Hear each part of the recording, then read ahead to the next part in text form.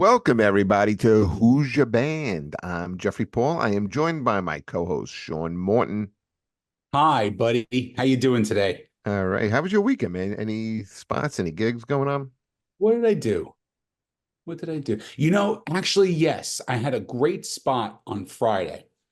We've talked about this ad nauseum about me prepping for my hour special, and I did a show up at Laugh It Up in Poughkeepsie, and it was called Tainted and Talented, where they wanted you to be like super, super dirty and filthy.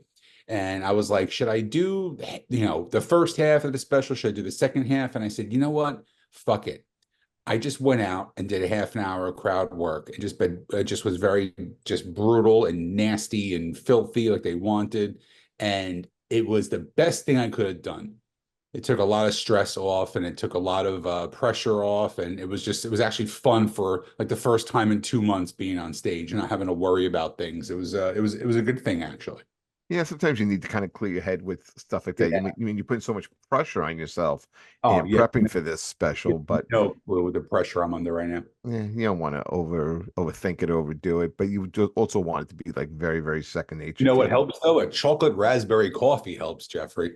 Does it? I don't know. I haven't eaten in a while since I'm doing What you're this. going to take is you're a straight man. That's what you're going to say, but that's okay. I can't think straight anymore. Um, we ought to save that. We ought to save that sound bite. And I Yeah, can't. oh, definitely. That's being snipped. No question. Yeah. But anyway, I want to get into this interview today. Yes. Because I've been doing a little bit of radio with this guy, and just through talking, he's a very interesting guy, and I think he has a pretty interesting backstory, and I really want to kind of get into it. So our guest today, he's not only a comedian, he is an actor, he's a writer, he's pretty accomplished in a lot of different areas, which we'll get into. So it's my pleasure to introduce to the show Jay Black. Well, hello everybody. So happy to be here. How you guys doing? Just We're doing good. We were just talking before you came on, Sean, about the storm, and everyone survives. We're all good. But let's get into this a little bit. Sure. So Jay, like I know I think we don't really know each other all that well, but we a little bit from 101.5, and I think we did one or two shows together. But just going back and looking at you, let's go back to the beginning here. Yeah. One thing I didn't know, but I went and looked at your bio. You taught high school English? I taught high school English for 7 years. Yeah. And the short answer, because everybody's like, why'd you leave teaching? And the short answer I give is I say, like, do you remember how you treated your high school English teacher? And then there's a pause and they go, oh yeah, I can see why you'd leave. But the long answer was, in all honesty, I started doing colleges and I started getting so many colleges I had to choose. And I chose stand up because I was like, well, it's not like I have any kids. And then literally like 2 weeks after I put in my resignation, my wife had a positive pregnancy test. And I was ready to jump out the window. And I always say, like, if that had reversed, I would still be teaching because there would be no way I would have ever left. So you were a comedian, but you were kind of, I guess, starting out as a comic, and Yeah. so to supplement your income, you were teaching, and then Well, in all honesty, the teaching part was only ever going to be a hobby, or excuse me, the comedy part was only ever going to be a hobby. It was just going to be like building birdhouses on the weekend. I never expected, a South Jersey resident who taught English would ever in any way make enough money to do a full-time comedy thing. So I just sort of stumbled into full-time comedy because of the college market. what type of English did you teach? So I taught, freshman, sophomore, and senior poetry and literature. Because I believe it or not, even with this accent, I have taught British literature. Ah, right. That's like when Shakespeare has a little bit of a attitude from New York. I like that. yeah, Yeah, it was the best of times. It was the worst of yeah, times. that's Dickens stupid, not Shakespeare. Either way, I like, when you travel the world and you say you're from New Jersey and you teach English, you do get a lot of raised eyebrows. Uh, Right. Yeah, I enjoyed it. I really did. It was going to be my full-time career. It was the thing that I loved doing, and I just I started doing comedy, and the next thing you know, that's my gig. Because when you look at what you've done and the steps in your career, it looks like to me, it looks like I could see where the English has played a part Mm. in in the writing, just being able to make references and just knowing how this whole process works. I think all makes sense. But you weren't just a college performer. I mean, you were like college performer of the year. Tell us a little bit about that. So yeah, I think one of the things that helped me in college was the fact that I was a high school teacher. And the thing about a lot of college acts, especially back when I was doing them, they would grab these like 27 and 28-year-old kids who were super good looking and wore the properly tight jeans and had the properly coiffed hair. And they were really good at impressing college kids, but they were really not so good at being funny at the college. And I was coming in from the point of view of I was already in my 30s and I had been teaching for 7 years. And I understood, I think the thing that really helped me was I understood how to be entertaining without trying to be cool because I was never going to be cool. Like that was out at birth genetically.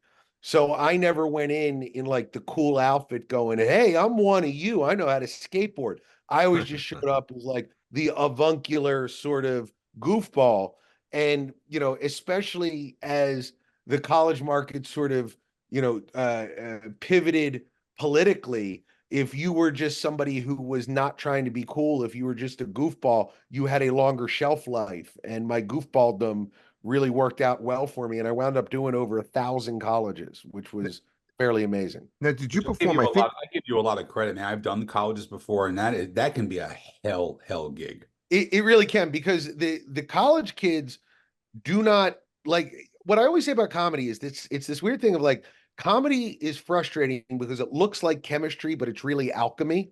There's an ineffable magic to everything that we do. So if you're putting together a show, they'll go like, well, we usually get 100 people out to the show, but we only have four. Have fun. And you go, well, why do you only have four? And they go, we don't know. Nobody knows exactly what it was. Like I remember when I was starting, it was when Grey's Anatomy was really hitting. And if you had a show on a Thursday night, nobody would be there because all the girls were back in the dorm watching, Dr. McDreamy. So it was one of these things where like you show up and there will be like 9 people in a student center. And I think the reason why I wound up doing okay was I always treated it as this was fun. It's always, it's like sex and pizza. Comedy, even when it's bad, it's good. And I tried to give them the fun show, even as that part of you that does a comedy club, you just want to attack the audience. I would never do that. I would be like, you guys came out, let's have a good time. And it was always fun. I remember one time. I don't know if you guys have ever done Fairfield College in Connecticut, and and college gigs can be anywhere from 12 in at noon Mhm. to like 11 o'clock at night. Okay, I mean it's a college game. It depends what's going on. So they were having like this big event, right? And it was going to be all they had food and they had all type of games, but like at around 11 o'clock, 11:30, that was going to be the comedy show. That was going to be the big thing. It was going to be a lot of fun. Okay. But before that, they had a tribute to all the people that died of cancer. Okay. Ah, So they have like a slide and they're showing the people who passed away, and the kids are actually I'm not making any of this up or exaggerating any of this. The kids are walking around with candles and they're playing the freaking Sarah McLachlan song, "I Will ah. Remember You." And they're walking around, and then they get to the last one, and then the person comes back up onto the stage and says, "And now we'll start the comedy." Yeah. And Yeah. they bring out Ray Goots, who was the host, and he winds up eating shit for 20 minutes. But he took Right. the bullet for everybody. I had Uh, Would one. you all please blow out your candles? We're starting the show. I had one of those ones down by where you're from, Jay. I was down in Marlton with Gino Bisconti. It was me and him doing a double show, and it was on 9/11, like a couple years later. And the lady comes up and just says the same thing, like, this is a very traumatic day in our country's history. And, I know 7 people in here who lost loved ones. And, this is just a traumatic, unbelievable experience that our country has never gotten over. And, we are never going to get over this. We are never going to forget. Now, are you guys ready to laugh? Yeah. Oh, Yeah, no. no, colleges are Oh, nuts. I've done shows. I did a show 2 years in a row in a hallway.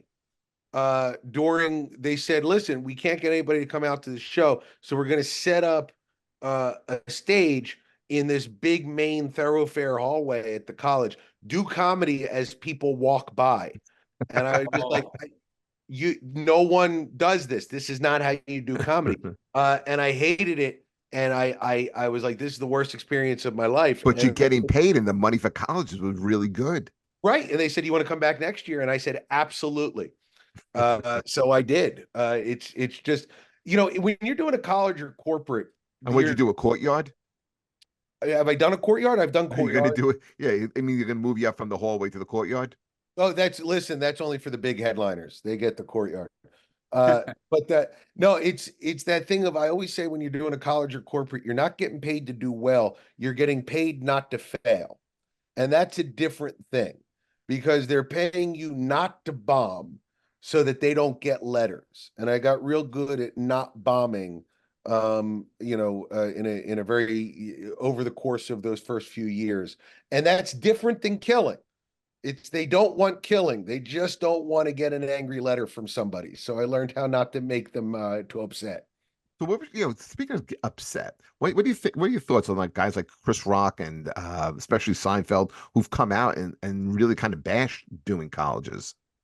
Well, I think that that's a function of their celebrity and popularity, because when you do a show that is at the Coliseum at Caesar's Palace, and everyone has flown there to see you, you have the ability to say or do whatever it is you want without reproach.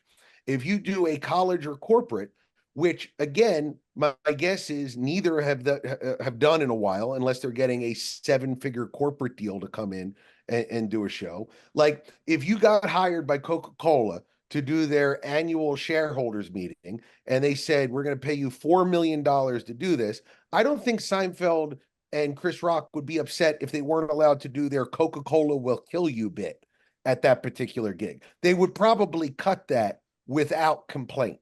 And I think that colleges are the same way. There are certain things that they would prefer you not to talk about, and you can take the gig or not take the gig. And if you take the gig, you got to play by their rules. And if they say we don't want you to talk about race or sexuality, that can be frustrating if you're used to being able to talk about those things with impudence. So I think that where they're coming from is they're too rich, too old, and too famous to deal with the constrictions there. But I am none of those things and would gladly take any of those gigs if they're paying. And if you're listening, you can contact my manager, Russell Best, to book me for any of those gigs. When you got booked, did you do what was it called? NACA?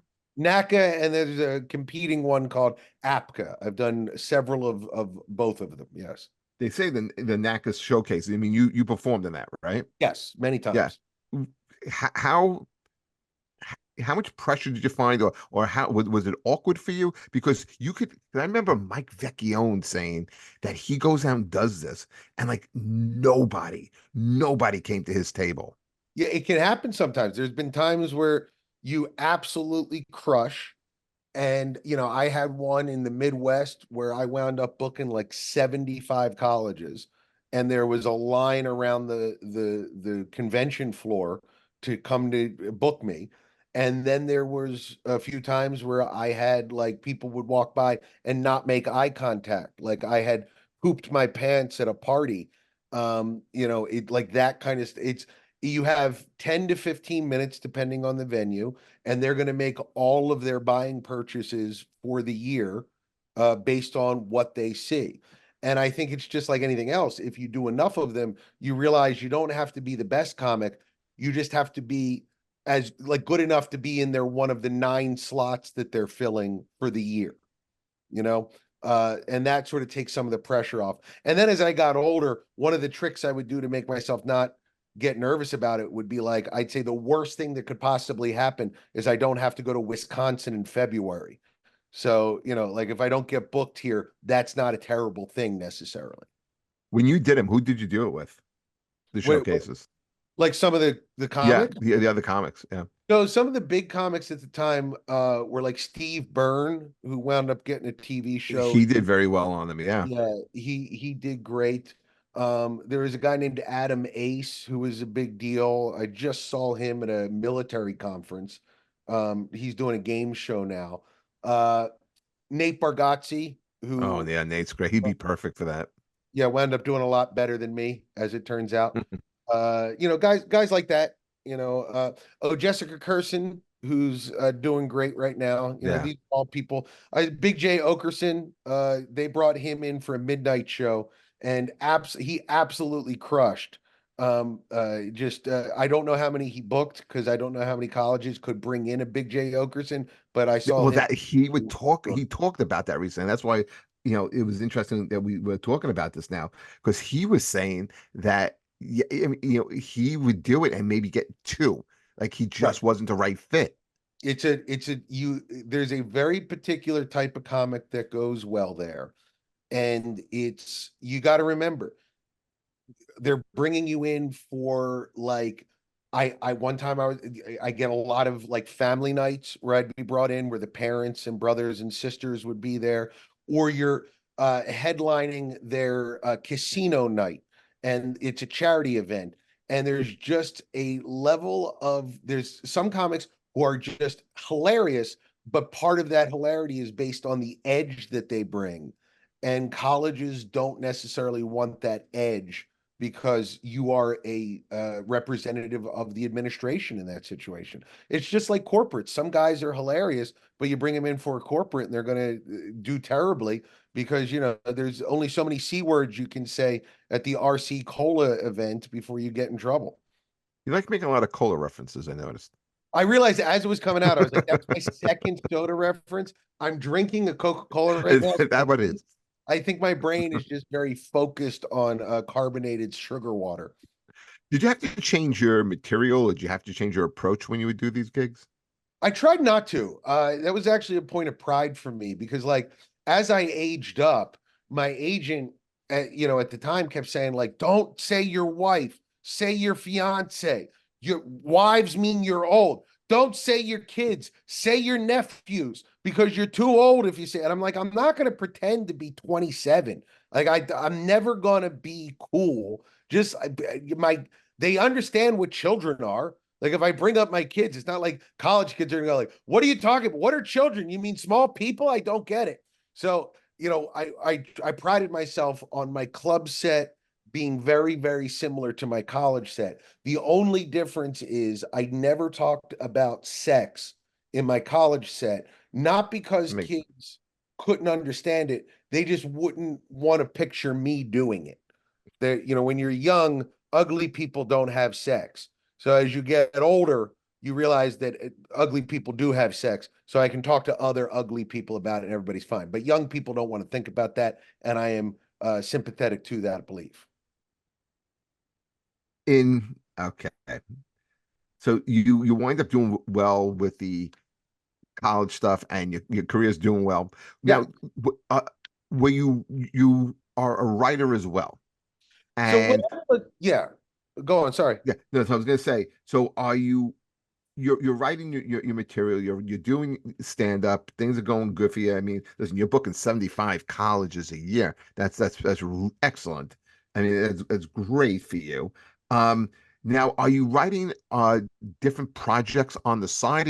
Because I alluded that you're a writer, but you write movies. Yes. So Okay. what happened was one of my real good friends from elementary school is this guy named Brian Herzlinger. And he goes off to LA and he's making movies in LA. And he made this documentary called My Date with Drew, where it was him trying to get a date with Drew Barrymore. And it just popped. It popped huge in 2006, 2007, which is exactly when I'm leaving teaching. and we had been friends. We had written skits together in middle school. We were great friends in high school. And I happened to go out to visit him, and he's like, "They keep asking me what am I going to do for a follow-up. I don't have any ideas, or I do have some ideas, and I'm not sure exactly what I want to do with them." So we took a walk together, and by the end of the walk, we had fleshed out this idea that he had, and we were writing partners. So I was, traveling on the road, and when you guys know when you perform at on the road, you perform for an hour, and the rest of the job is figuring out how to constructively fill the other 23 hours of the day. Chicken wings and 2 naps. Exactly, exactly. But there's a lot of depression and drinking in our business, a lot of drugs in our business, because that's a lot of hours to kill in Poughkeepsie. What are you going to do the rest of the time? So I would be on the phone with him and writing. And early on, we wrote this script called Three for the Road, and I never thought anything would come of it. So I just wrote the first draft to make Brian laugh. So it was like the filthiest, most politically incorrect thing that you could imagine. Even like I have deleted all versions of this script because its existence could get me canceled. It was radioactive. But at the time, What was it about? it was just about two friends, and one was about to get married, and they take a road trip together. And the one guy is a real jerk, and they sort of have to come to terms with the fact that he's losing his friend to this woman, right? So That sounds pretty good. it was a nice romantic comedy. What happened was that we sent it out to all of these companies, production companies, and we kept getting calls back from like the junior executives going, "Oh my God, this is the funniest script I've ever read. I've been doing this job 5 years. This is the best script we've read." So I'm an idiot. I go, "Oh, so you're going to make it?" And they go, "Oh, no, no, no, no, no." I showed it to my boss. They almost fired me for showing it to them because it was so sort of over the top.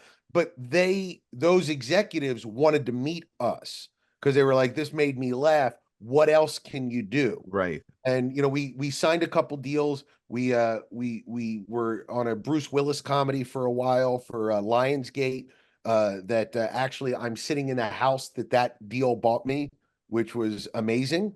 But they didn't make any of those movies. What I didn't understand was we Hollywood will buy scripts and then do nothing with them. So I kept telling people, I'm doing a That's Bruce what was Willis that movie. called? Like a holding contract?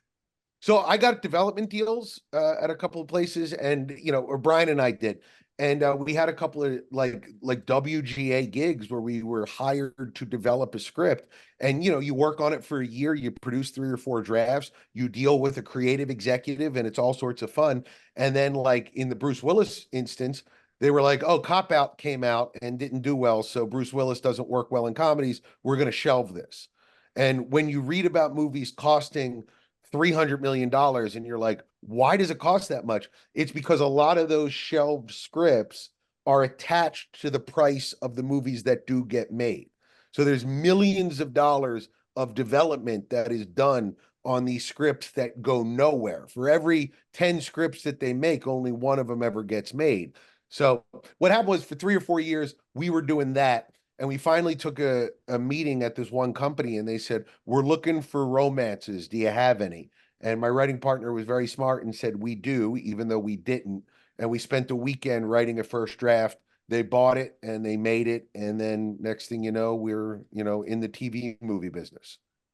So that leads me to why I wanted to have you on. Yeah. Because in 2013, now, Sean, I don't know if you're aware of this movie, and I had no clue that Jay was part of it. Not only part of it, wrote it. He wrote it. Um, I'm gonna call it a famous movie, okay? But Yes. maybe not for the reason that Jay had hoped it No. would be. Have you ever heard of How Sweet It Is, the Joe Piscopo vehicle? No, I have not. Oh my God. When about 10 years ago, when this came out, this set up like a firestorm, like online.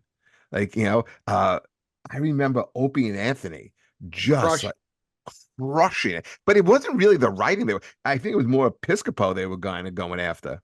Yeah, they were going after Piscopo. So it's such a weird story. So we hooked up with uh Giada, what's the last name? The Dino De Laurentiis. De Laurentiis. So Giada De Laurentiis' sister had a company that was basically like if you hired her, she was a one-stop shop to make whatever movie dreams you had come true. Who So financed it? so it was financed by these two guys out of Florida who came out of parking lot money. Now, I'm not going to say anything more about them because here's what I've discovered. If someone is making their money in parking lots, don't cross them because something bad will happen to you if you cross them. So, all, all you need to know is that these two guys came out of Florida, made their money in parking lots, and had a dream of making movies. So they hired Giada's sister, and I'm only calling her Giada's sister because I can't remember her name, which is probably upsetting to her. I'm sorry, De Laurentiis, Giada's sister. Was it Diana? Dina? Something like that. Might have been Dean. It could have been. Yeah, I don't know. But she had the De Laurentiis name and she had this. right. So we knew her through the producer that was Brian was dating, who was Eloisa. was that? Eloisa. Is it Eloisa? I think it's Eloisa. Anyhow, she is at De Laurentiis. She had this company. We knew her through Brian's girlfriend at the time, who was the producer of Agent Cody Banks, and she said, "Would you guys like to make some money writing a screenplay?" And I will never turn down money. That is my number one. Comedy and prostitution are only differed by the fact that comedians have less dignity. So I said sure, and I got the idea from these two guys. What I mean when I say got the idea, they told us what they wanted the movie to be. And I said that I don't know if that's a great idea, fellas. I don't know if a musical set in a toy factory would work. And they said, but that's what we want to do. So I dragged my feet on this thing for weeks. And Brian kept going because the way we would work is I'd write the first draft, Brian would rewrite it as I wrote it. And I remember I was performing up in the Poconos at one of the Poconos comedy clubs there. And Brian called me and was like, Jay, we need to get the script in. And I was like, Brian, this is a bad idea. It will never be turned into a movie. And he was like, I agree, just write it. So I wrote a draft over the course of that weekend that I was performing. I sent it out and I said, well, that's that. I'll get my paycheck and be done. And But then stop 1 second. You wrote a draft of a movie in a weekend? I've done that many times. I'm a quick writer. How many pages is that? It's about 120. You can do like if you do a Friday, Saturday, Sunday, you do 40 pages a day and you're done. So I'm a pretty quick writer. Well, I mean that to me that's remarkable. But we'll get into that in a sec. So continue. I have a million questions on this stuff. Yeah. So we sent it out and we did a good job. We did our best with the auspices of what we were asked to do. It was a hired gig. It wasn't an idea that we brought in. And I went about my life. And the next thing I know, they're making it. And I was like, you guys want to do a rewrite? You want to fix any of the problems here? And they were like, we're happy with it. So Brian gets hired to direct. We do a casting process. At one point, I think Burt Reynolds is going to be in it. I was going to ask you, was Burt Reynolds supposed to be attached to this movie? He was. We took a meeting with him, and he died shortly thereafter. I think reading the script killed him. But yeah, no, he wound up taking it, and then he got sick, and we had to move on. So it wound up being What part was he going to play? I think the Paul Sorvino role. I was going to ask you. Remember, that's what I figured. So Sorvino stepped in, and it was actually fortuitous that he did because we wound up doing a TV pilot with him that was some of the best work I ever did, which is a good way to get the taste of the worst work I ever did, which was How Sweet It Is out of my mouth. But yeah, so Sorvino stepped in, and we had I forget, like one of the women that played in the TV show Parenthood was in it. We had one of the guys who was in Jersey Boys. Oh, We had that guy, he was good. He played Bob Gordio. I remember that. yeah, yeah, and we had Joe Piscopo, who I got to be good friends with, and the reason why I am on NJ 1015 is that I met Spadia because I was doing a show for Piscopo, and he said, "Hey, could you go on this guy Bill Spadia's radio show and promote it?" So I did. So like a lot of good stuff came out of it, except the movie.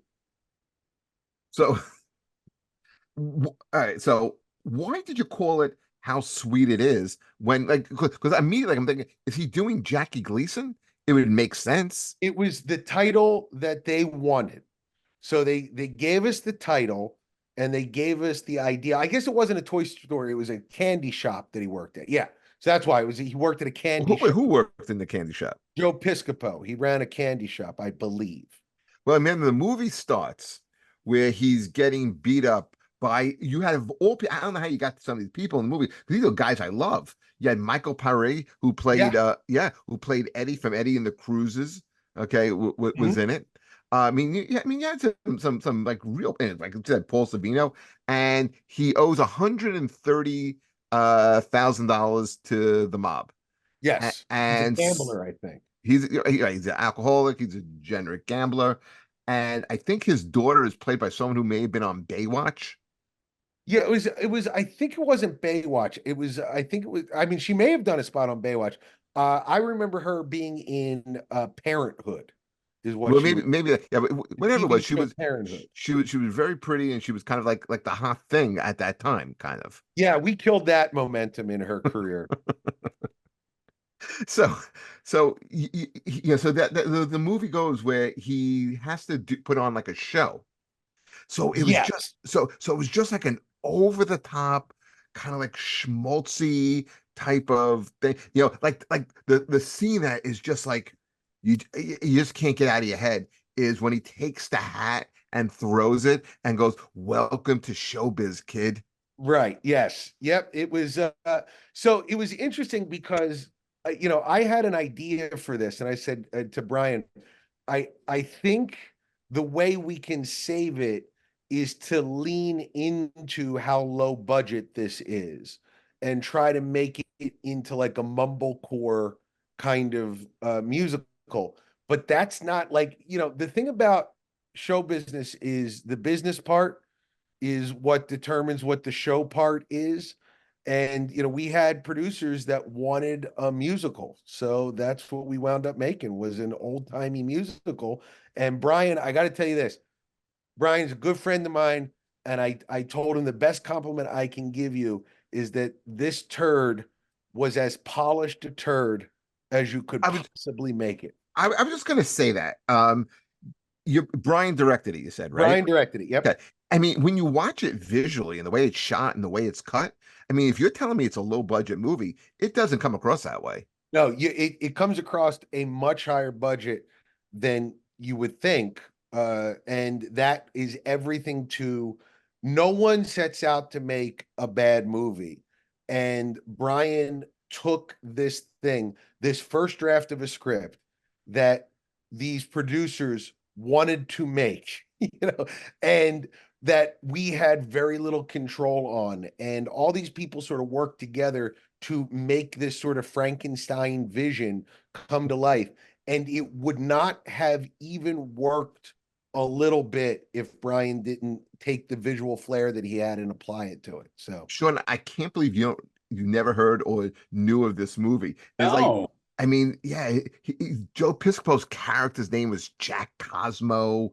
Um, I do think remember like listening to Opie and Anthony and then oh my, mentioning it, but it was I never saw the movie itself. it was no way the movie had problems, I think, from the trailer because it has the obligatory record scratch, which I'm sure you guys had nothing to do with it, right? yeah, I was not involved in the No. trailer at all. I'm not even sure who cut it. And the trailer gives away the whole movie. There's no need to sit through it an hour and a half of this. You can sit through 2.5 minutes of it and get the gist of the whole thing. Yeah, there's no reason to sit through the trailer either, actually. Oh With no, the there's plenty of reasons to sit through it. Jack Cosmo, the name. Um, the process of writing movies or Mhm. anything. Is it an idea? Do you write lines? Do you just kind of you hear like certain things are kind of like, okay, this is the concept that we have, and you let a lot of your actors kind of improvise the dialogue, or do you have specific dialogue? And because I know as acting myself, if I'm doing TV or especially commercials, you have a lot of leeway with the lines. You just have Mhm. to get especially with commercial, you just got to kind of get like the point of the product across. But on a movie, the director wants the lines that they wrote, or who's ever, usually it's the director who will convey that because the writer wants the lines exactly. Yeah, so it's at our level because we do, a lot of TV movies that are low budget.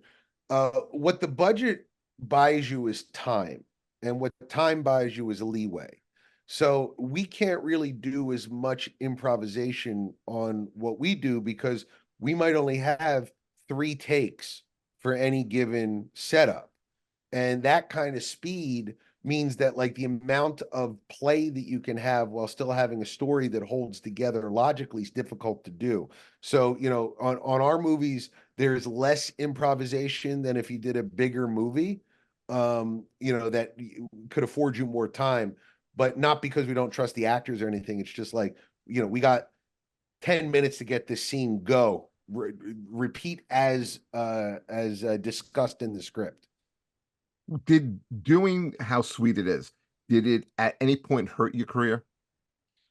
I don't think so. I don't think a lot of people saw it. Did it Uh, get a theatrical release? it did, but it was like a bought release by the producers. They got it into a couple theaters in and around their town, and they did a premiere and all that kind of stuff. But I think that was more a vanity thing than it was a like let's actually sell this and have people come see it kind of thing. Did you go to the premiere? I did not. I was performing at a college, so I couldn't. Um, but once you have like it, at least from a career point of view, it's helpful to see how your script is turned into a movie and how they sort of visualize it and the budget and how the budget is used to make that realization happen. So I think it ultimately helped my career just in the sense that it made me a better screenwriter to understand how that process worked. And if you're going to have a movie that's kind of a dud, it's best if no one sees that dud. You have no control. Once you write it, you have no control over what they do with the script. No, the script. Listen, if the director is the main vehicle by which the movie is made, the writer is the sort of kludgy oil inside the engine. We are like very low on the totem pole.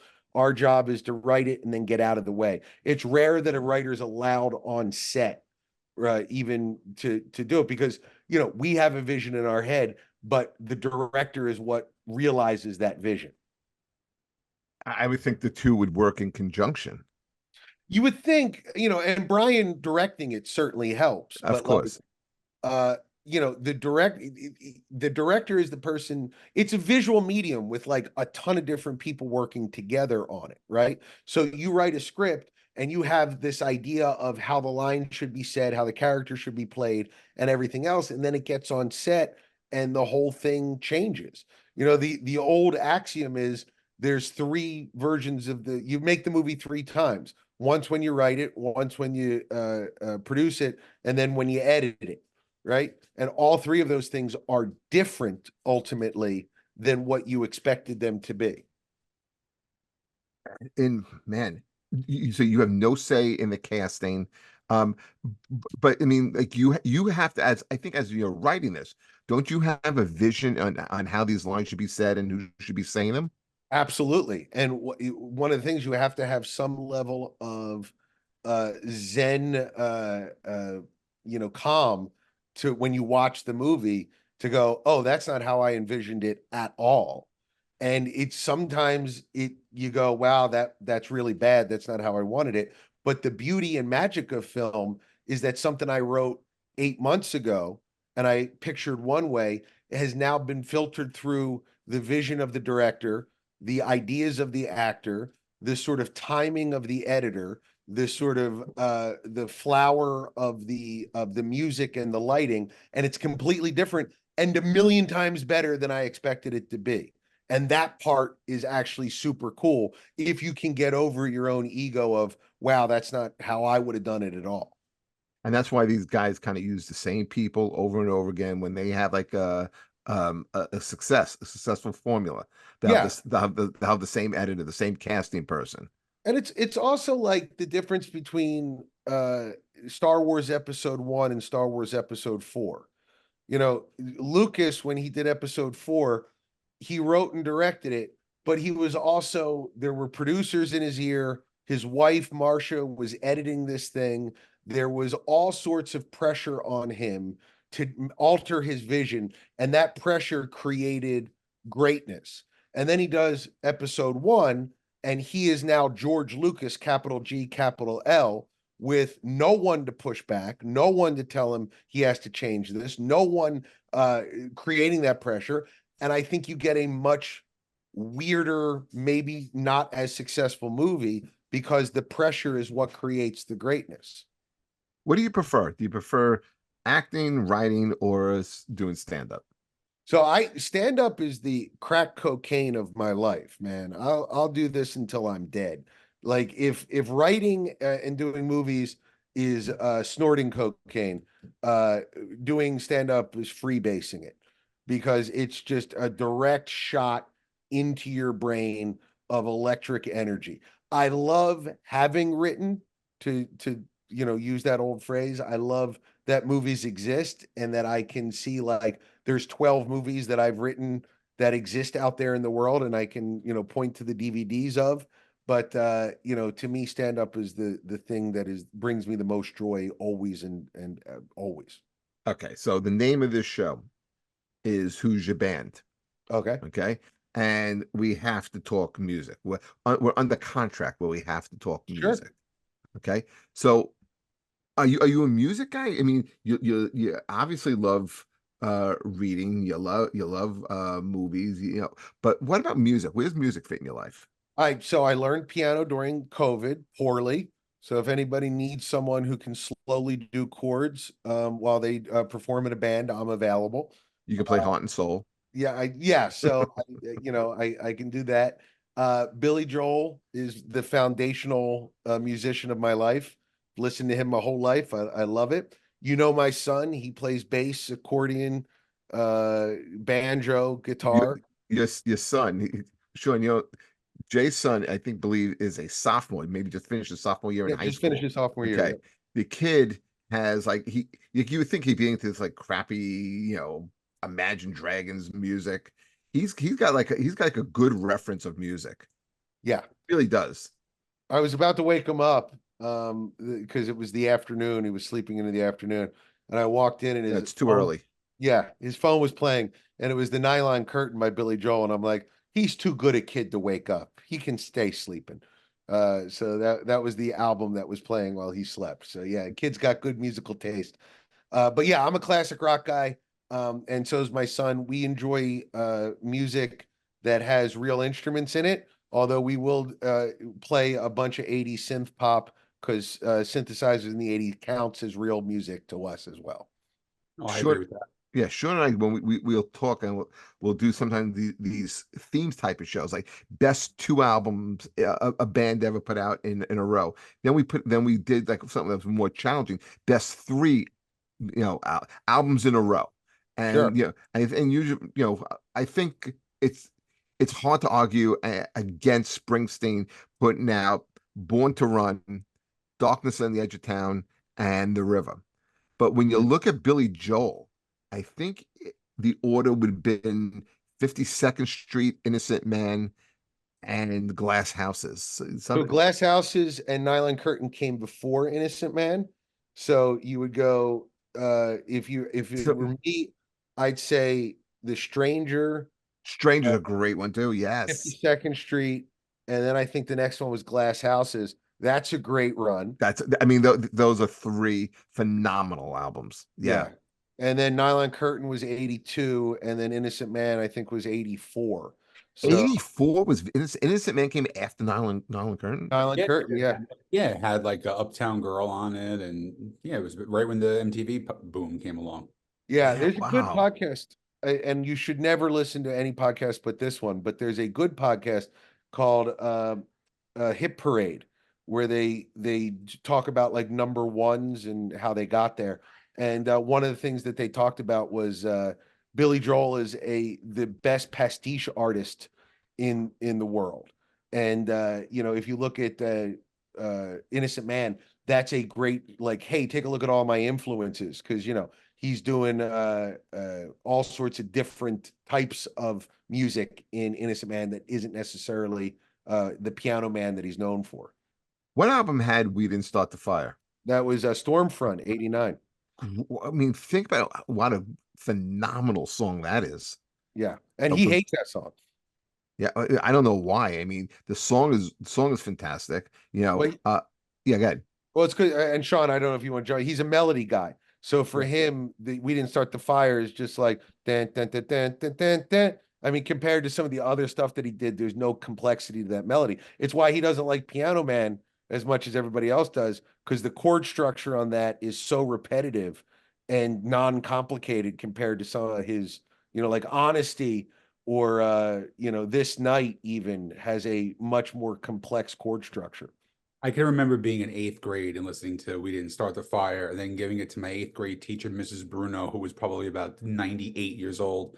And I said to her, you know what we should do? We should take this song and give everybody one of the topics that was in the song, and we Right. can write about that. She was asking people for ideas about what we should be writing about. So here I am coming up with this brilliant idea, right? At 13. And she goes, wow, that really is amazing. She played the song a few times. And I'm like, great, I'm going to get something easy. I'm going to Yeah. get like, Buddy Holly. I'm going to get Joe DiMaggio. Everybody's getting these great friggin' topics. I got DNBN Foo Falls. I'm like, what a bitch. I was so pissed. Well, ultimately, that song's about boomers saying, not our fault, which is what they say about everything. We Did didn't you? do it. We tried to fight it. What do you want from us? You mentioned the synthesizer, the 80s synthesizers. I go down a wormhole sometimes with different reels on Facebook or Instagram or something. And Sure. there's a new trend that's popping up now, which I think is hysterical. They'll take like really heavy metal songs. Like you'll take Pantera or like Metallica or Slipknot, and they use AI versions and they turn them into 80s synth pop songs. Sure, I've seen some of those. Yeah. They're friggin' hysterical, Jeff. You got to check them out. I Did you? like that. I've also seen a guy use Frank Sinatra doing Eminem Oh, yeah. AI, which was great. So yeah, I enjoy all of that. I want to go back to Billy Joel for a second because I love Billy Joel too. I want to ask you a couple of questions about it. Um, did you ever hear the story about how he wrote Anthony's song? No, I've So not. it's pretty funny because they're in the rehearsal studio and he comes up with the idea for the song, but Anthony's song was supposed to be uh it was supposed to be a much faster song. Okay. Okay. Um, when he plays it, his band, I think it was we had Liberty DeVito on the show. Oh wow. And so it was Liberty who said to him, he goes, as he's playing, he's like, "Hey, stupid." He goes, "That's Laughter in the Rain." Ooh, dun, dun, dun, dun, yeah, ooh, I hear laughter in the rain. Dun, dun, dun, Yeah, dun, dun. yeah, Okay, sure. Yeah. yeah. And then he's like, and Billy's like, well, I wrote these great lyrics. I just give me 20 minutes. And then he just kind of slows it down. He's like, Anthony, because it's the same song, Wow. except just a different tempo. Can you Did they sing it ever? again though? Because I didn't catch it by the melody. So can you just like sing the whole song? 'Cause I'm really not familiar with Yeah, the. he's going yes, it's like that. Yak, yak, yak, yak, yak. What do you think about the new Billy Joel song? Love it. I think it's absolutely phenomenal. It is not as complex as some of his other stuff. It's a very simple set of chords, but I think the sort of aching melancholy of that song and the fact that it works both as he's talking in the song to a lover that he goes, is it too late that I messed things up too bad? Is But it a lover or is or because some people and that's what I love about this, the interpretation, or is it his like, I haven't put out a new song in 17 years and it's, could it be about that? I think it's that's what it's really about, is that it works both to a lover and to his a meta commentary on his relationship with his audience, which is, did I wait too long? Am I still relevant? Do you still care about me? And I think the sort of overwhelming response is, please put out more stuff. We would love to hear more stuff. And what I'm happy about is in the album version, he does this sort of arpeggio on the chords during the chorus that's really hard to play. But because he's old, when he does it live, he doesn't do that. So I can actually play the song the way he plays it live. I can't do it the way he does it on the album. I was disappointed with it. I really I was. can't believe you No, I don't hate the saw it. song. I don't hate the song. I just wanted a little more. Like I wanted, What I what think, what more did you want? no, I think I wanted something a little more upbeat. I think I wanted, because like I always we always make the comparison with Springsteen and Billy Joel. And like I'm still, even with Springsteen's last album, there's a lot of up-tempo, real rock and songs on it. And I was kind of more expecting something like that from the Well, song coming out. Sean, what I would hope for is that maybe the reaction will make him put out an album. I would hope so. He I he think said he said absolutely not. Well, he said absolutely not about new music. So maybe this guy that prevailed on him to But you make heard the story about how he did this song, it right? was like his dentist's friend, right? Like, Exactly. The guy was a big fan, and he had a little bit of money, and he kind of just kind of meet him. So Billy, being the nice guy he is, says, "Yeah, I'll go meet him." They meet for lunch, and he gives him a tape, and there's just very little on it. And they're like, oh, let's see what happens. And all of a sudden, he's like, this guy can write songs. He knows what kind of seems to know what he's doing. Next thing you know, he writes this beautiful song that I think is still that holds up and fits in with his style and his catalog. yeah, I think Sean too, his voice, there's a certain limitation on a 75-year-old man's voice, that Sure. he built a song in the range that he can do. Yeah. And it's this sort of like, you know it's not that it's cracking or anything, but the sort of creaks in his voice play well with the melancholy of the song. I think it's sort of perfectly situated as a great late piece for him, and I hope it opens the door to more stuff because it's really good. I do appreciate what you just said there, because it's hard to see like some of these bands. Like I go back to this Bon Jovi documentary that I watched on Hulu, and I thought it was really, really well done. And John basically said, "My voice is gone. It's Yeah. completely gone." And but if you hear like the new record they put out, still tries to Mhm. kind of hit those melodies that he did, but you can tell he's definitely dropped it down a step or two to make it sound a little less rough than it Right. would be if he was going on. So that Legendary is a good song. Legendary is a great. The whole album's actually very good. I gotta tell you, the whole record is a solid record. Yeah, I like when an artist goes, I know that my voice isn't what it was, so instead of using trickery to make it sound like it used to, I'll write new kinds of music that fit well with the tenor and timbre of my voice. I I agree th with that. I think as we're recording this, there is one more Billy Joel residency show left. Yeah, yeah, that's it's amazing. It's over 100 shows, and just fantastic. And I think it's probably the right time for him to hang it up, and sort of go on, do a stadium tour when he needs money for a new wife, and otherwise, Well, PWI. well, he's doing it now. I have I have a buddy. He's his road manager to this day. And what Billy's doing, like he's still playing stadiums, and what they're doing, he's doing kind of like a Legends tour. So it'll hmm be him, and it'll be either like a Stevie Nicks or Sting or Rod Stewart, and they'll do kind of like a double headliner. Yeah, that's a great. I mean, what more do you want out of a summer concert tour than that? That would be tremendous. I remember I worked on a few of the dates when he did it with Elton John, Oh and yeah, I did. I saw that show. and It's that was incredible. yeah, I mean, just the catalog that these two had, and this it's was amazing. yeah, and that was into the in the 90s, right? Yeah. I mean, but hey Jay, man, this hour went by so quick. So how could people find you? Tell us what you're working on, and just bring us a little bit up to date on what's going on with Jay Black. So the best way to find me is through my website, jblack.tv. That's JAYBLACK.tv. The way to remember it is the letter, then the color, then the thing that raised you.